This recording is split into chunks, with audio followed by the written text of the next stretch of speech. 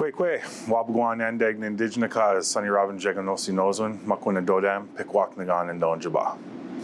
Hi, my name's Sunny Robbins. I'm a member of Pikwak Nagan First Nation, and today I'd like to chat with you guys a little bit about smudging and the 4 sacred medicines. So, when talking about the 4 sacred medicines, we always have to start with sema, tobacco. Tobacco is the first medicine that was given to us, so it's always the first thing that we give. It's used as an offering. It's used for prayers. It has a lot of uses. Tobacco can be gifted. It can be given to somebody as a request. So typically, if you're asking an elder to come and do something for you or provide traditional teachings, you can go up to them with what's called a tobacco tie, which is just a little tie like this, all right? And you can take that tobacco tie in your left hand, because your left hand is closest to your heart. You take that tobacco tie to the elder and you can ask them for what you're looking for. And then you can offer them that tobacco. And what you're doing is, when you're doing that, you're putting all of your intentions into that tobacco. Everything that you're asking for is going into that tobacco, into that sema. And that elder can either accept or deny or decline that sema. So if they don't want to help you, or not that they don't want to help you, but if they're unable to help you, maybe they have something else going on, maybe they don't have that teaching, which is fine, then they might refuse to take the tobacco, but they'll usually help you by finding somebody who can do that. Typically though, that elder will accept that tobacco, and now that tobacco has all those prayers and all those requests in it. So what they do is they can take that tobacco home and they can sit with it and they can offer it to a fire, they can smoke it in their pipe, and they can ask Creator what they need to do to help that person with what their wishes are. The other thing that we use tobacco for is prayer for ourselves. So what we do is we take some of this sema, this tobacco, and we hold it in our left hand and we'll pray, and we put our prayers into that sema. And then once we have that prayer done, we can offer it to the land, we can offer it to the water, or we can offer it to sacred fire. Or we can even offer it to somebody who smokes pipe for them to smoke their pipe with it. And what we're doing is we're putting the prayers and our wishes and what we need into that sema and putting it in the fire so that it can be taken to Creator, it can be taken to our ancestors, those spirits that work with us, and they can hear those prayers and they can help you, all right? With that, usually though, comes our next medicine. Our next medicine we're going to talk about is cedar. Cedar is used as a protector. So typically in our ceremonies, you'll find cedar around a lot. You'll find it on the floor, in our sweat lodges to protect us. You'll find it over our doorways in our houses to protect us. Sometimes some of us will even walk around with cedar in our shoes or in our pockets just to keep us safe for that extra protection.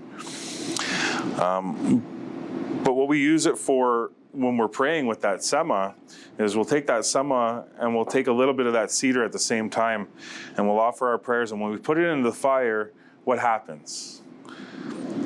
It crackles, right? Cedar crackles when it's being burnt. What I was taught was the spirits like that sound.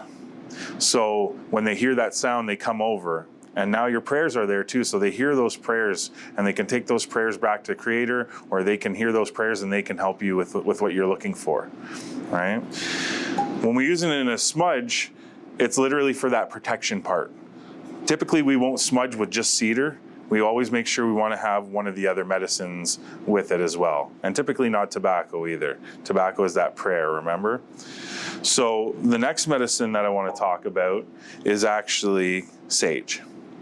So sage is the main medicine that we use when we're smudging. Sage will actually come in a few different types. There's a few varieties across Turtle Island that are used. One sage is called buffalo sage. They also call it mountain sage, and it's got a very hard leaf. That's typically what you actually find around a lot. It's been commercially grown and now is available for us, so we don't have to go out and try and forage for it. Another type of sage is called plain sage or Dakota sage, and it's a softer leaf, which is what I have here with me today. And then there's another type of sage that's actually common to the eastern woodlands. It's our type of sage that we had traditionally here in this area, and it's called grandmother sage or woman's sage, but a lot of people know it as pearly everlasting, and it's got a very different smell. It's a very sweet aroma. But all 3 of those are all sage, and they all have the same property within it that creates a calming effect.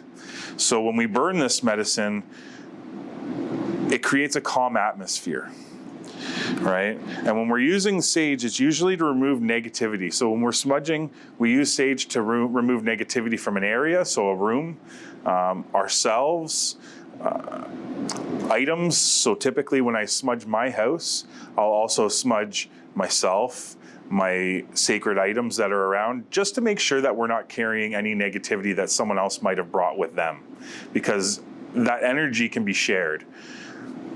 We always want to make sure we're not coming into a situation or a conversation or anything like that carrying any negativity with us, which is why we always smudge before any of our events, so that we can get rid of anything that we're holding on to, and we can come into that space free and open, not carrying anything with us. So we can be mindful of those things that we say, those things that we're seeing and hearing, and really do things in a good way.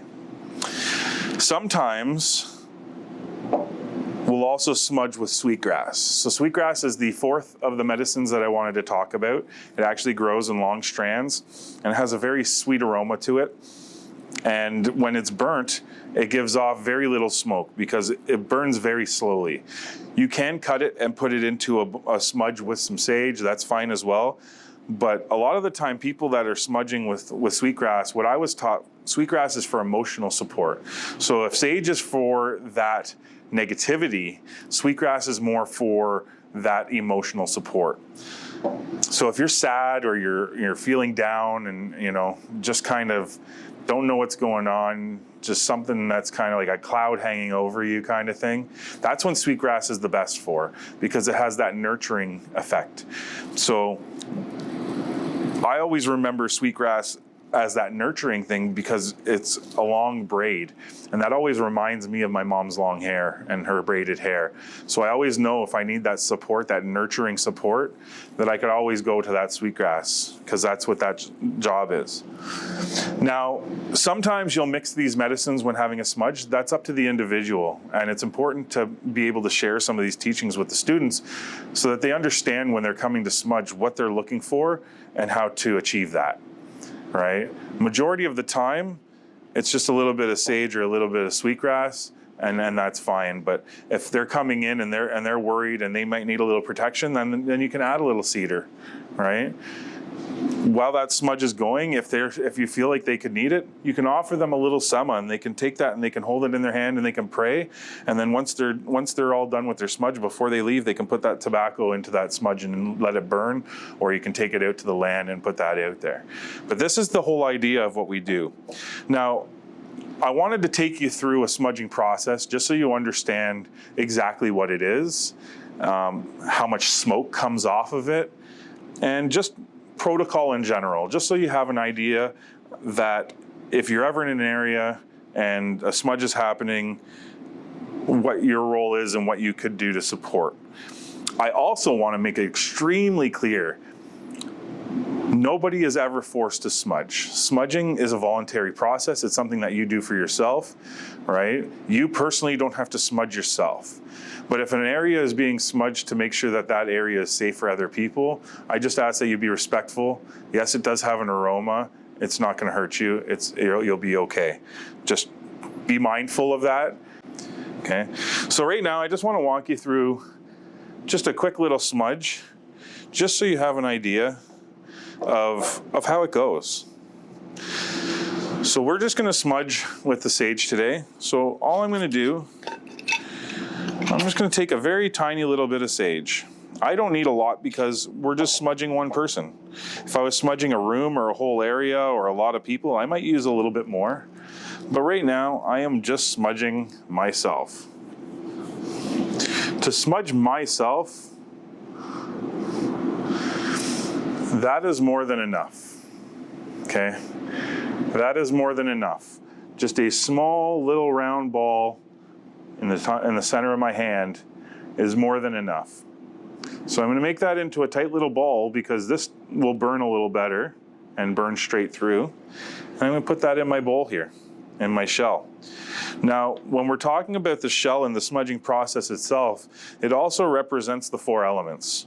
So the shell is made from an abalone shell, right? So that represents the water. The medicines we use come from the earth, right? Which represents the earth. We need to ignite the medicine, so we use fire.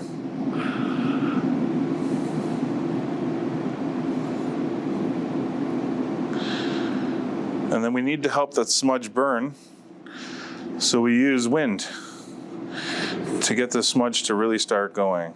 Now you can see there's not a whole lot of smoke that comes off of it. There is a little bit, but typically you're not going to notice that in an area, but you will notice the smell. When you smudge, typically the first thing we always do is wash our hands with that smoke. Okay, we're going to wash our hands with the smoke. If you wear glasses like I do, you're going to take your glasses and you're just going to give them a quick smudge as well. Okay, and then you're going to take some of that smoke and you're going to put it over various parts of your body. And all we're doing is removing that negativity. So I want to take some of that smoke and I want to brush it over my head, because I only want to have good thoughts, right? I'm going to take some of that smoke and I'm going to brush it over my eyes, because I only want to see the good intent of other people. I only want to see the good in life. Then I'm going to take some of that smoke and I'm going to brush it over my ears, because I only want to hear the good things people have to say, right? And I'm going to take some of that smoke and I'm going to brush it over my mouth, or some people will even inhale some of that smoke, right? Over your mouth. And that's because you only want to speak good intentions. You only want to speak the truth, but in a good way, right? And then you're going to take some of that smoke and you're going to brush it over your heart, because you only want to feel the good intentions of other people, but you also only want to give out good energy and pure love and caring. Okay? And then you're going to take some of that smoke and you're going to brush it over the rest of your body, right? Your arms, your body, down your legs, even down to your feet.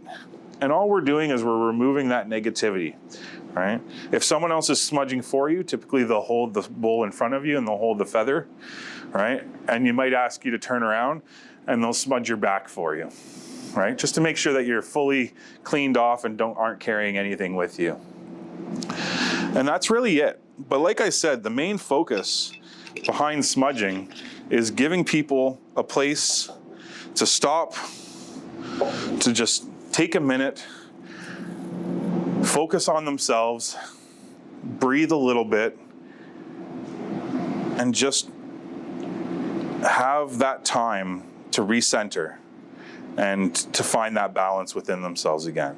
So I'm going to smudge again really quickly, but I'm not going to say anything, because I want you to just see, if you can imagine a student who's just come in, who's just very upset and has the moment to stop and just take a second and focus on themselves.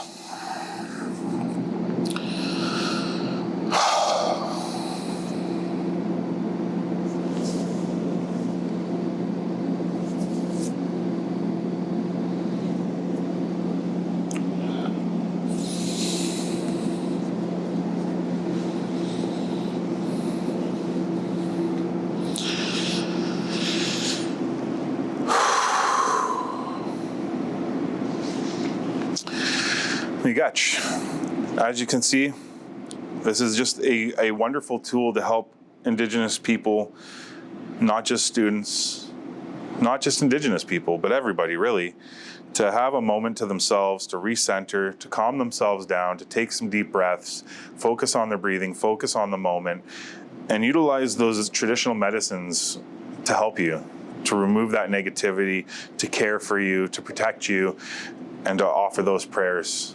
And that's really what we're doing. So I'd like to say miigwech. If you have any questions, please feel free to reach out. And I hope you were able to take something from this. Naho, miigwech.